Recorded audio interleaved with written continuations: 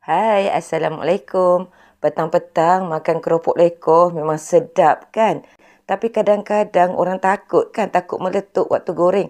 Nanti saya bagi tips macam mana waktu goreng tu tak meletup.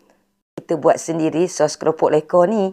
Memang sedap sebiji macam kat Terengganu tu tau. Tengok sos ni dah sejuk pekat sikit. Jemput ya. Bismillahirrahmanirrahim. Sos ni yang paling sedap tau. Tips tak nak bagi meletup waktu goreng, kita belah sedikit di hujung keropok lekor tu. Bila minyak dah betul-betul panas, dah boleh goreng seperti biasa. Saya tutup ni nak elakkan daripada minyak merecik. Okey, tapi memang betul-betul tak meletup tau waktu goreng ni. Okey, boleh balik-balikkan supaya masak dengan sekata. Jom saya tunjukkan cara-cara nak buat sos yang sangat sedap. Bahan-bahannya ialah 10 sudu besar cili giling, 5 sudu besar air asam jawa, nisan ataupun gula melaka. Nisan ni saya masak dengan setengah cawan air. Okey, lepas larut, saya tapis. Seterusnya 2 sudu besar cuka, setengah sudu kecil garam. Saya akan guna air dalam 2 cawan. 2 sudu besar sos cili. Dan yang terakhir 2 sudu besar gula. Di dalam periuk saya masukkan cili giling.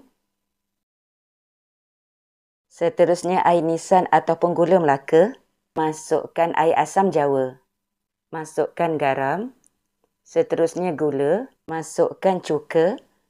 Seterusnya masukkan air. Kacau-kacau dahulu ke semua bahan ni. Masak bahan ni semua di atas api sederhana kecil. Okey, dan kerap kacau.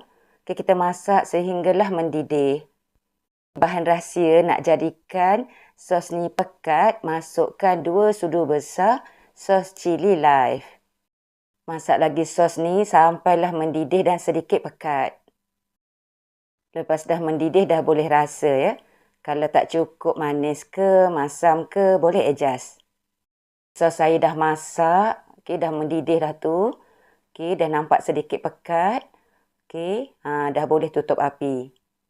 Bila sos dah sejuk, ianya akan jadi lebih pekat dan likat macam ni ya. Waktu masak mi goreng ataupun mihun goreng, saya masukkan juga sos ni tau. Ini dah penyedap rasa. Kalau masak pedas ikan ataupun ayam, letak je sos ni, rasa dia memang padu habis. Cuba tau sahabat semua.